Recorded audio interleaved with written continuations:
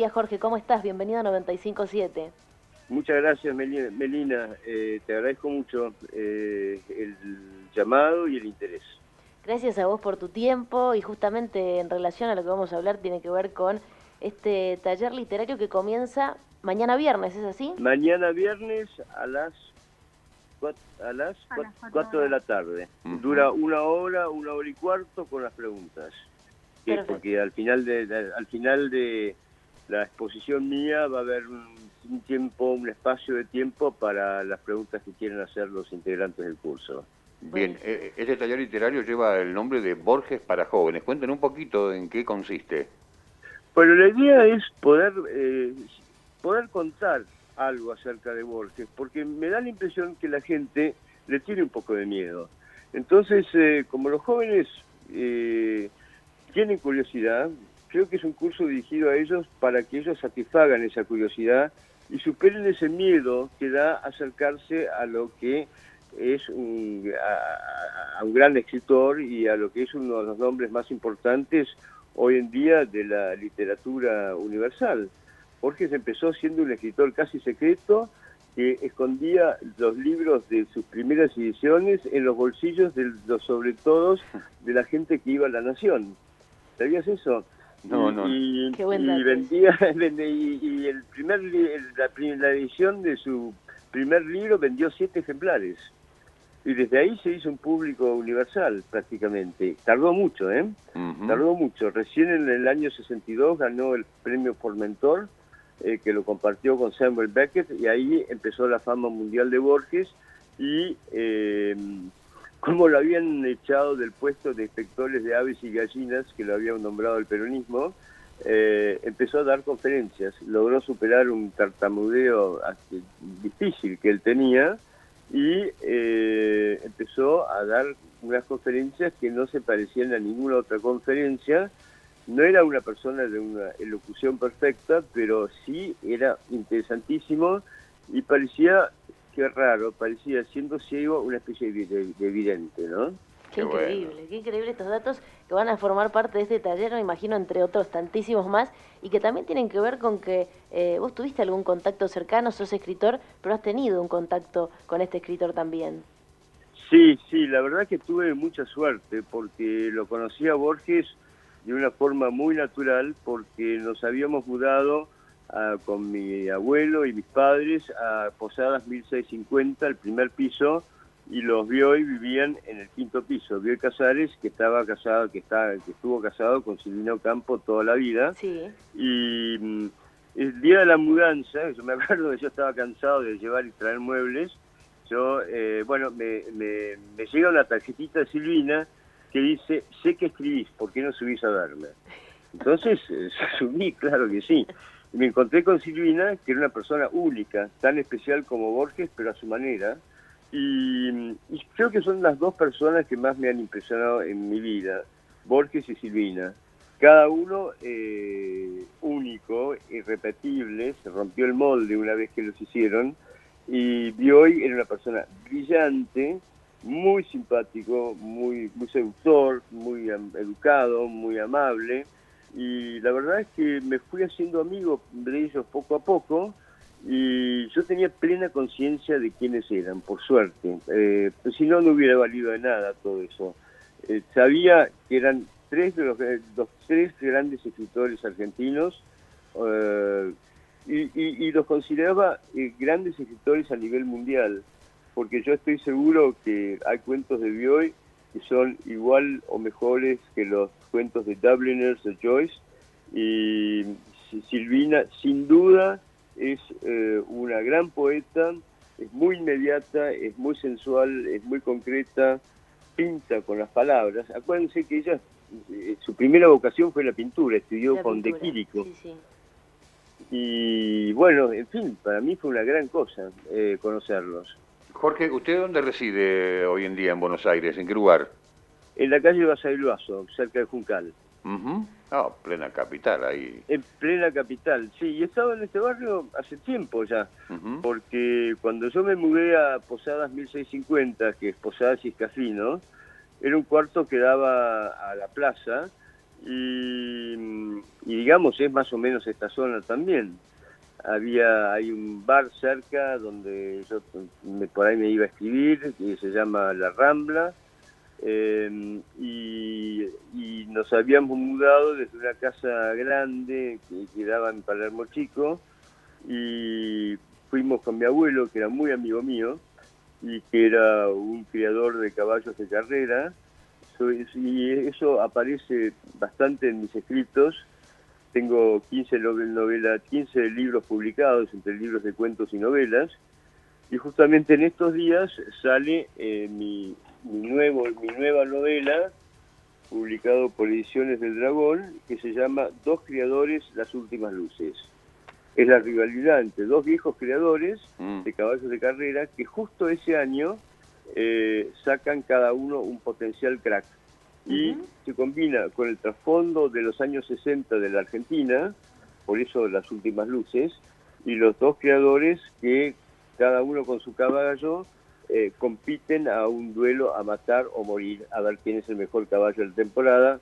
La novela recorre todos los clásicos más importantes hasta culminar en el Pellegrini, y hay además un romance entre un nieto y una nieta de cada uno de los criadores, y bueno, no te cuento más, este es el planteo de la novela.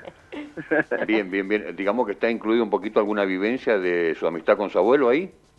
Sí, claro, no es exactamente mi abuelo, porque vos viste que escribir es como soñar, las cosas son y no son, ¿no? Seguro. Creo que Borges era el que decía que escribir es un sueño dirigido. Entonces, bueno, yo he dirigido mi sueño, pero siempre quise escribir esta novela, siempre pensé que las experiencias que yo tenía del turf y de ir a las carreras y de conocer caballos y todo eso, algún día tenían que ir a la novela. Y desde los 18 años colecciono revistas sobre el turf, y creo que una de las mayores alegrías de mi vida fue cuando la revista La Rosa de Palermo Rosa, me publicó una nota larga sobre una novela mía que es sobre el turf y el tango, que se llama La noche que me quieras, donde aparece Carlos Gardel. Así que eso fue como un orgullo para mí. La pucha, ahí se me mueven un poquito las fibras, ¿no? Porque bueno, mi padre justamente es de ahí de Buenos Aires, del viejo barrio de Almagro, ahí Gascón llegando a Corrientes, digamos, Corrientes llegando a Gascón sobre Corrientes, y bueno, uno lo estoy escuchando y voy recordando también muchas anécdotas de él, de todas esas vivencias del bar, de lo que es el tango, bueno, eso ni hablar, amante exclusivo de Pugliese él, realmente. Mira, nada menos. De Osvaldo, sí. Se habré escuchado la Zumba, Jorge, se habré escuchado la Zumba. ¿Qué te parece? A Imagínese. mí el tango, y me gusta el tango canción, al revés de lo que le pasaba a Borges, que lo consideraba sentimental, y a Gardel una especie de llorón. Yo creo que Gardel tenía una voz extraordinaria y que a su manera un crack. Y te digo, La noche que me quieras lo que cuenta es la historia de dos personas con vocación, y el protagonista es una especie de antihéroe que no tiene esta gran pasión que ellos tienen. Gardel por el canto, ¿no? Gardel lo que quiere es fascinar, y fascina por su canto, porque su voz es mejor que su interpretación además es mejor que cualquier tango que canta. Los sobra a los mismos tangos. Y hay una mujer que se llama Mora, de la que se enamora Arturo, el joven protagonista, cuyo objetivo en la vida es lograr, es fascinar. Sirve a cada uno a sí mismo sobre una bandeja de plata, y siente y procura y logra que la persona se sienta la persona indicada en el lugar correcto. Y eso produce una especie de hipnosis amable, donde ella va haciéndose una fama de gran belleza internacional. Ahora, el gran inconveniente de este héroe es que no tiene plata, así que Mora necesita un hombre que le dé una plataforma donde ella pueda resaltar su belleza, sus vestidos, su forma de ser. Necesita ambientes lujosos. Así que esto ocurre en los cabarets de París. Había tres, el Florida, el Gardón y el Palermo, donde iban los argentinos, Arturo quiere hacer plata rápida y pone un garito clandestino con ruleta, etcétera, donde van todos los argentinos atorrantes, y alternan también con visitas al Florida, al Garrón y al Palermo, y asisten a la famosa noche del 2 de octubre de 1928, cuando Gardel canta y hace su debut, en París.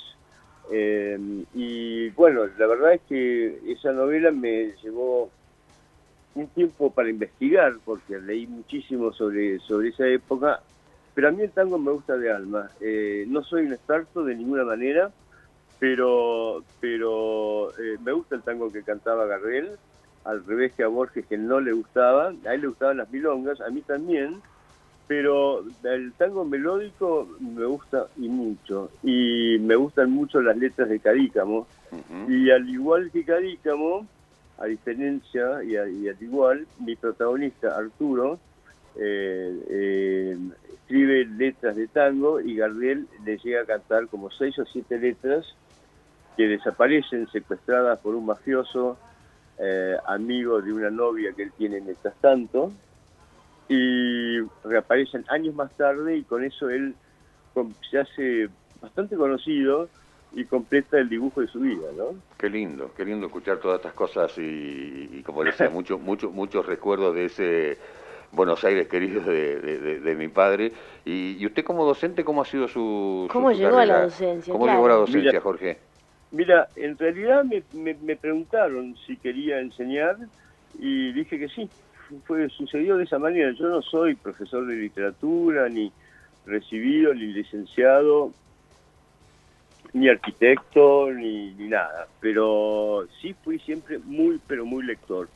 Y lo que hablábamos con Silvina, con Bioy y con Borges eran acerca de libros que ellos me mencionaban, libros que yo leía, y debo haber devorado como una termita en esa época, que era de mis 19 a los 23, 25 años, prácticamente toda la enorme biblioteca de los Bioy. Que era no solo del Bioy, sino del padre. Él había heredado muchos libros de su padre.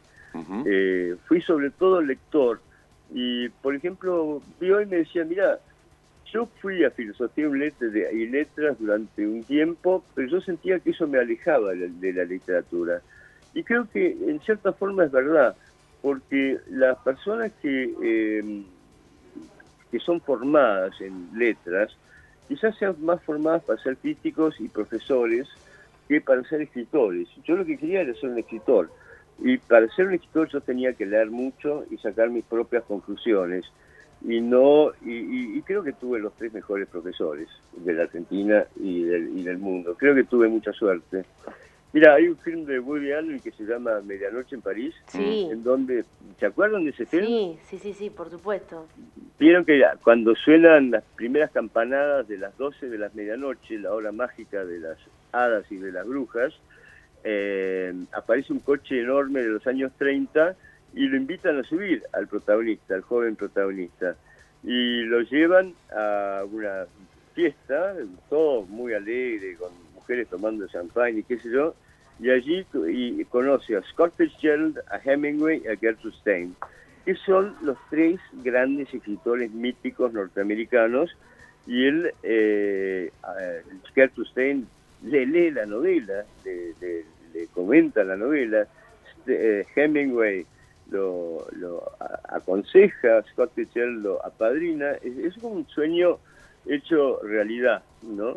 Y yo creo que sin el artilugio mágico, por el simple hecho de vivir mi vida, tuve una suerte comparable, y que realmente conocí a 3 de los grandes escritores, o de los más grandes escritores argentinos, así, naturalmente. De alguna manera, Jorge, te encontraste con esa obra de los artistas y tuviste la chance de saborear un poco esa vida y ese arte que ellos han dejado hasta el día de hoy para nosotros. Tuviste esa suerte, y además, no solo esa suerte, sino que también el privilegio y la capacidad de poder vos también, desde tu lado, desde tu perspectiva, convertirlo en letras también, porque lo haces hasta el día de hoy. Has publicado muchos, como decías, novelas, y también has recibido novelas varios y libros de premios. cuentos, y sí, y tenés razón, tuve ese privilegio y no lo desaproveché porque sabía quiénes eran. Yo además los seguí leyendo, he dado muchos cursos sobre ellos, también sobre literatura rusa y qué sé yo, norteamericana, Faulkner, literatura latinoamericana. Vos me preguntabas, y esto empezó porque me preguntaban cómo había empezado a enseñar.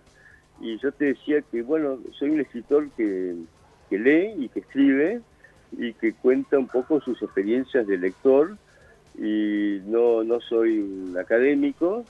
O sea, funciono más contando historias y asociando ideas y tratando. Este curso para Borges para jóvenes es para enganchar a los jóvenes, para que le pierdan el miedo a Borges y sepan que les va a dar placer, y que si conocen la manera de escribir de él, si lo aprecian y yo puedo darles llaves para que lo hagan, van a sentir una especie de upgrade, una especie de elevación en su capacidad de lectura, y van a medir otras lecturas también de acuerdo a lo que hayan aprendido con Borges acerca de la lectura. Y Borges es quizás el gran escritor de lengua hispana de los últimos 250 años. Entonces vale la pena leerlo, y está lleno de bromas y de referencias. Por ejemplo, el Aleph nos muestra el ejemplo de un mal escritor, que es Carlos Argentino Danelli, que quiere hacer un poema imposible, que es describir exactamente, topográficamente, el mundo, y eso se contrasta con la escena donde Borges, el Borges ficticio, ve el Aleph, que es un punto donde se concentran todos los puntos del espacio y del tiempo, pasado, presente y futuro, y desde todos los ángulos. Y la descripción del Aleph es muy difícil, porque como dice Borges, el lenguaje es sucesivo, y cuando uno ve algo es instantáneo. Entonces, esa descripción que Borges lo hace por metáforas poéticas, por imágenes, y es una de las cosas más bellas y más eficaces que yo he leído en mi vida, ¿no? Así que para mí conocerlo a Borges fue una gran emoción. Lo conocí en casa de Bioy, comí con ellos unas cuantas veces. Una vez me acuerdo que pasamos un fin de año juntos, Silvina, Borges, Bioy y yo, en casa de los Bioy.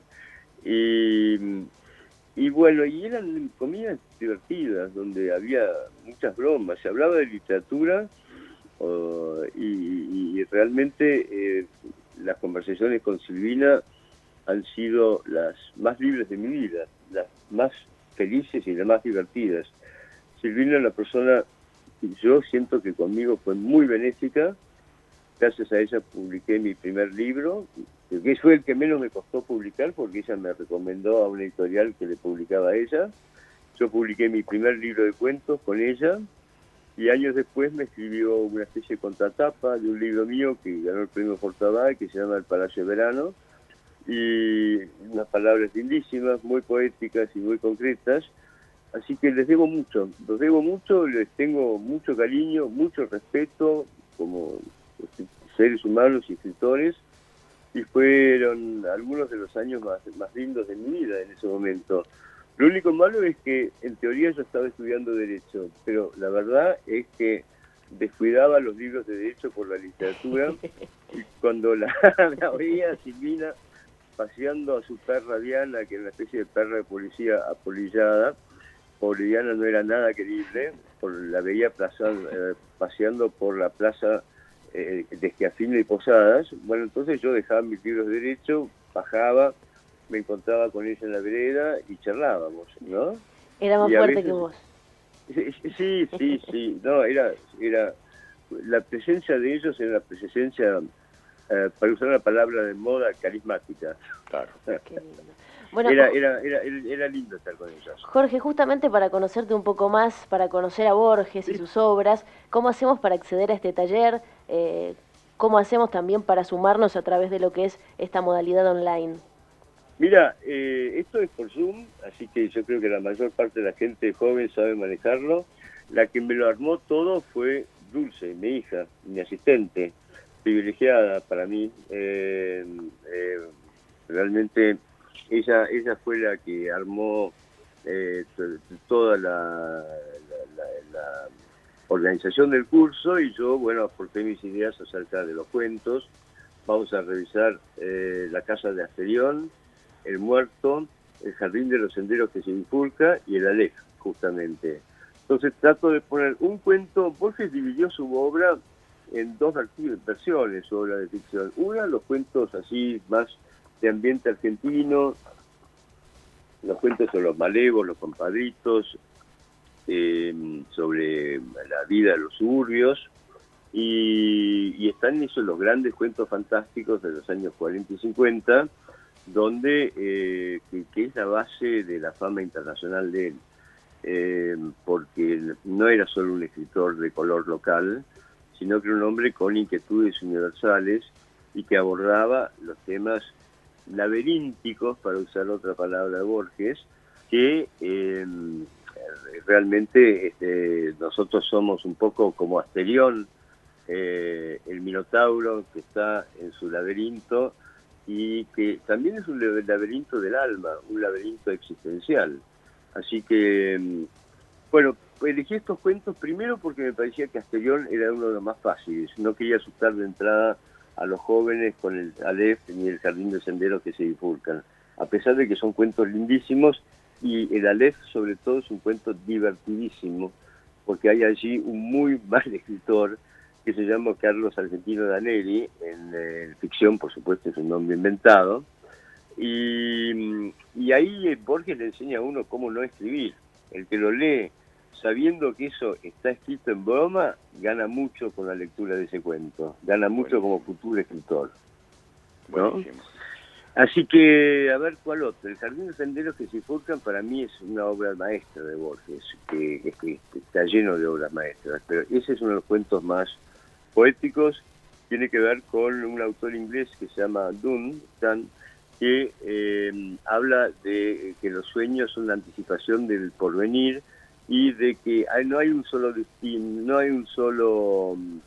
destino, sino varias posibilidades en la vida. Por eso el jardín de los senderos que se bifurcan, porque en un sendero yo puedo ser tu amigo, su amigo, le dice Chen Tzu, el protagonista, no es Chen Tzu, es Lipo, el protagonista, al sinólogo. En uno yo puedo ser su enemigo, en el otro su amigo, en un destino usted me mata, en otro destino yo lo mato a usted, ¿no? Por eso se bifurcan los caminos de los destinos humanos, y ese cuento es, a su modo, un laberinto. Y voy a contar más acerca de eso en el curso. Buenísimo. La verdad que nos has intrigado muchísimo con esto que nos contás, no solo con Borges, sino también con tu propia literatura, lo que vos escribís. Seguramente muchos que están escuchando en este momento. Y con tus vivencias, sobre todo. Para que una persona de un medio se queden mudos, bueno, ha sido la verdad. Lo has logrado. Lo has logrado, Jorge, sinceramente, lo has logrado. Es buenísimo eso. Que no nos hayan escuchado durante un buen rato nosotros, nuestro radio escucha, ha sido algo genial. La verdad que ha sido genial, y más todavía, ¿no? Contándonos cada una de estas vivencias y viajando también pues, con otros artes, ¿no? Con el arte de la música. Y bueno, más que nada, soy redundante, bueno, ¿no? La vivencia esa, ¿no? De con el Turf, en fin, sí, me imagino que podemos estar 3, 4, 5, un mes charlando de tantas cosas, ¿no? Que seguramente tenés para contarnos.